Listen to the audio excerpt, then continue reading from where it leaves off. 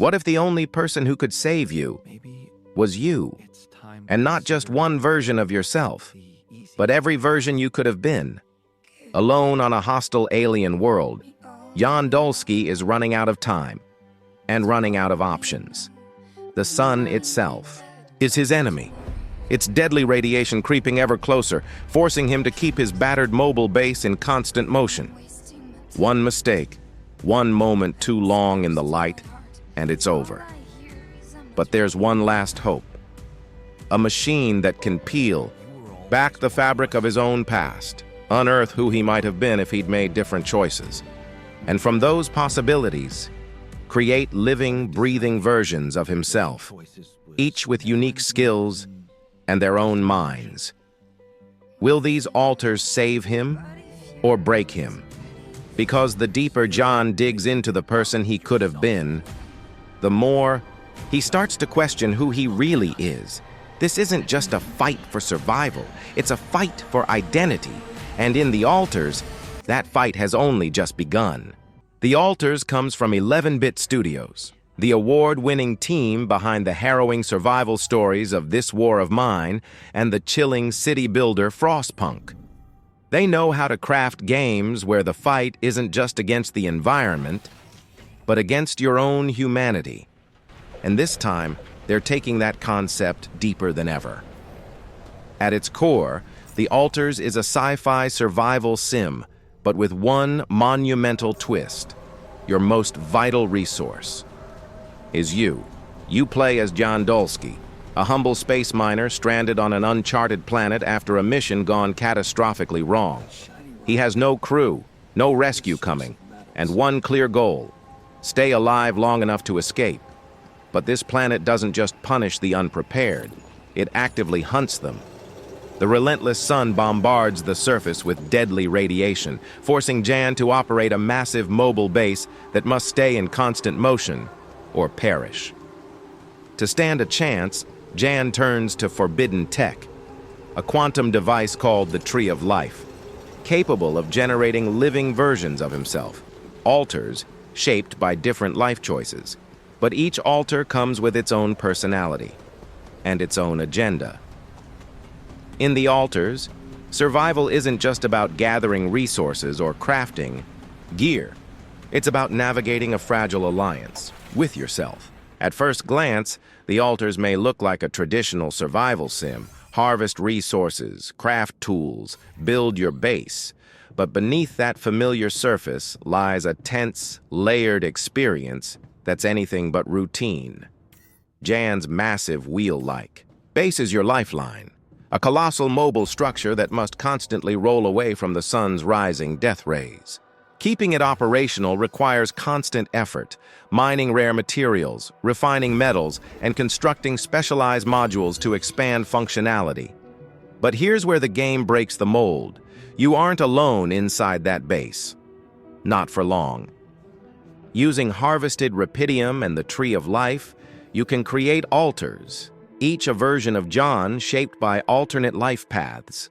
One may be a botanist with deep empathy, another a hardened miner skilled in brute force engineering, another still a scientist capable of unlocking crucial research. Yet this is no faceless workforce. Alters have distinct personalities, memories, and motivations. They'll question your decisions, challenge your leadership, and interact with one another, sometimes with unpredictable results. Managing your alters becomes a balancing act of psychology and survival. Keep morale high, resolve conflicts, and leverage their unique strengths, or risk watching your fragile community fracture from within.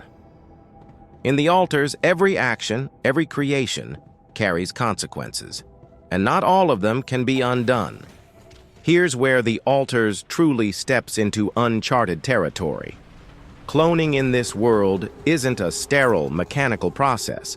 It's an intensely personal, ethically charged act, one that forces Jan, and you as the player, to confront the very nature of identity. Through the Tree of Life, Jan doesn't simply copy himself. He simulates alternate versions of his life. At key branches in his past, he can explore what might have been if he had made different choices: a career shift, a broken relationship, an act of defiance. From these divergent timelines, you choose which altar to bring into existence. But every choice comes with weight. Each altar remembers their own path, complete with triumphs, regrets, and emotional scars. You're not creating empty vessels, you're creating people. And they know it. A skilled technician might help you reinforce the base, but also question your leadership. A doctor may save lives, but wonder if their own has meaning in this artificial existence. Conversations with your altars form the narrative spine of the game. Every dialogue choice, every order given influences how they evolve and whether they trust you. In the altars, survival hinges not just on the strength of your base, but on the fragile web of relationships you build within it. And the deeper you go, the harder it becomes to look your creations, or yourself, in the eye. Survival in the altars is a relentless, exhausting grind, not because the game is unfair, but because the planet itself is unforgiving. Radiation is your constant enemy. The sun's deadly rays creep across the horizon with terrifying speed, forcing your massive wheel-like base to stay on the move at all times. Stopping, even for a moment too long, is often fatal. Inside your mobile sanctuary, life is a different kind of fight. You'll need to gather materials from the planet's surface: rare metals, organic matter, rubidium. Every sortie outside is a gamble. The landscape is riddled with anomalies that can trigger instant death or crippling damage. Crafting is vital, but choices carry consequences. Build an anomaly detector? Great, but that might mean lacking resources for medical supplies or critical base upgrades. Every decision feels like a calculated risk.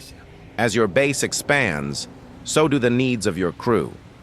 New modules, research labs, medical bays, even social spaces help your altars stay healthy and functional. But not everyone will be pleased. Different altars value different comforts, and balancing their emotional well-being with your operational priorities becomes a delicate dance. In the altars, the greatest threat isn't just outside your walls, it's what happens when those walls no longer feel like home. Beneath the surface of the altar's survival gameplay lies a much deeper question, one that will linger with you long after the screen fades to black. Who would you be if you had chosen differently? This is the heart of the altars. Every clone you create represents a version of John that might have existed, a version defined by decisions large and small, a missed opportunity, a moral compromise, a moment of courage. But once these versions are brought to life, they aren't content to simply follow orders. They think, they question, they feel, and they wrestle with their own sense of purpose. Some altars openly debate their future. If we escape this planet, what then? They have no homes to return to, no families waiting. Are they simply tools? Or do they deserve a life of their own? This rich narrative complexity is what drives the altar's incredible replayability. Not only is it impossible to unlock every altar in a single run, but your choices in dialogue and leadership will shape how each story unfolds. Anger, loyalty, hope, despair. Each path leads to a different version of this harrowing journey, and no two players will experience it the same way. In the altars, the fight for survival becomes a fight for meaning, and that's a battle that no amount of resource management can fully prepare you for. So, the question isn't just whether you can survive this planet. The question is, how many versions of yourself are you willing to create? And what will they think of you when it's all over? In a sea of survival games, the altars dares to ask something far more personal. It isn't about building the biggest base or crafting the best gear. It's about confronting the choices that define you and the lives you could have led.